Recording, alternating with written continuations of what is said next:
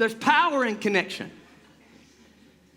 I thought about through the years, watching the Lord develop his church. Man, he knew what he was doing. He said that we should gather even the more as we see the day approaching. So God is so much bigger than a Sunday morning. I don't think you understand the power of what happens between the Sundays. Between the Sundays. I got so much, I could stay here for a while on this because there is so much inside of why we do what we do. But watch what he does. He establishes the church. And he goes from resurrection to revelation. The revelation that he is alive. That throws them forward into the commission. And then tells them to wait for the waiting. For the power and the preaching. Which will produce salvation. Which will now lead to connection. And when he established the church, he said, I want it to be more than Sunday to Sunday in your life. If it's Sunday to Sunday, is all you see this, we have missed the mark. We got 1, we got 4, we got 3, now we got them on our tablets, we got them on our phones, we got them everywhere, but it's what we don't use. We have weapons that we have never even pulled out. And I believe there'd be less people in a counseling chamber if we understood the power of what we have. If any two touch and agree here on earth, it shall be bound in heaven. When people are sick, they come to the church and we pray for them. We pray over them. Not that we have healing power, but we know the one that does. Not that we can move cancer, but we know the one that can. We believe in that because it's in the Bible. That God says, bring them and pray over these people that they might be healed according to the will of God. You can't do that through a camera. And you're not going to do that on your recliner. You say, well, Pastor, I'm in a position and I get it. I listen to people all the time that they're in towns where they say, I cannot find a Bible-believing church. We tune into what you're doing. And you know what? Here at Trinity, we love you for that. We thank you for that. But that is not going to help you the most. You getting a prescription, watch this, and not getting it filled is not helping you.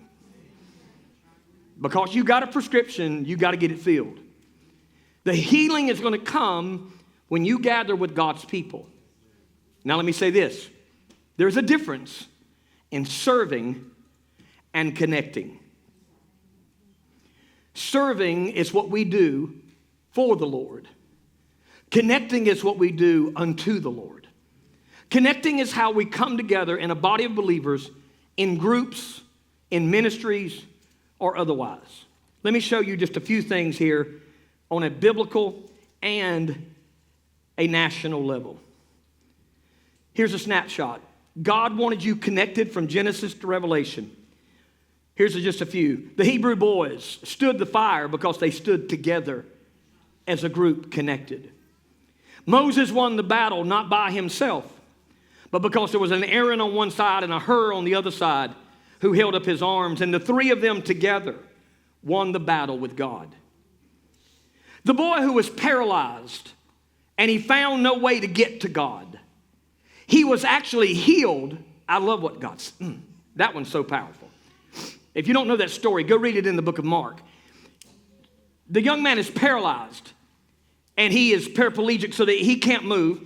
They put him in his couch, the book of Luke said, on a couch.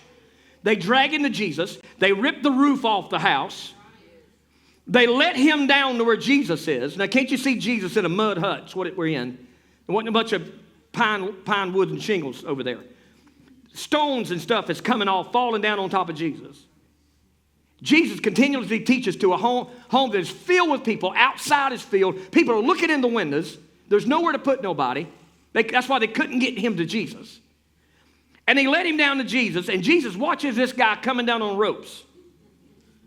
He just lays this guy, and here sits the Three Stooges. Mo, Curly, and Larry's looking down. There he is, Lord. Fix him. There he is. We can't fix him, Lord, but you can fix him. We figured there wasn't no back door, so we made us one. And Jesus does this.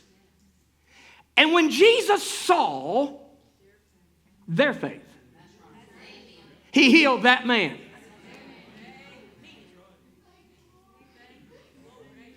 When you ain't got the faith, but you got a group of people. I don't think you heard me over here. I said, when you got a group of people who can touch heaven when you can't, God's going to do some stuff in your life. That's the power of connection. You're not going to get that through a camera lens, ladies and gentlemen. You're not going to get that sitting at home watching media. I need to talk to this generation right now. You say, well, Pastor, it's a new world. It's a new age. I get it, but it's the same God yesterday, today, and forevermore. He ain't changed a bit. The church has not moved from its axis. It's still sitting from Acts 2 forward for what God intended it and planned it to do. And he even knew this day was coming. And therefore, he charged us as a church. You gather even the more as you see this day of Christ coming. So when I see Iran going on, you think, what does that make me think? We need to get back, go to church again. We need to get together in a small group again. We need to get together somewhere, and we need to do this again. Why? Because the church needs to be connected. Look at your neighbor and say, are you connected?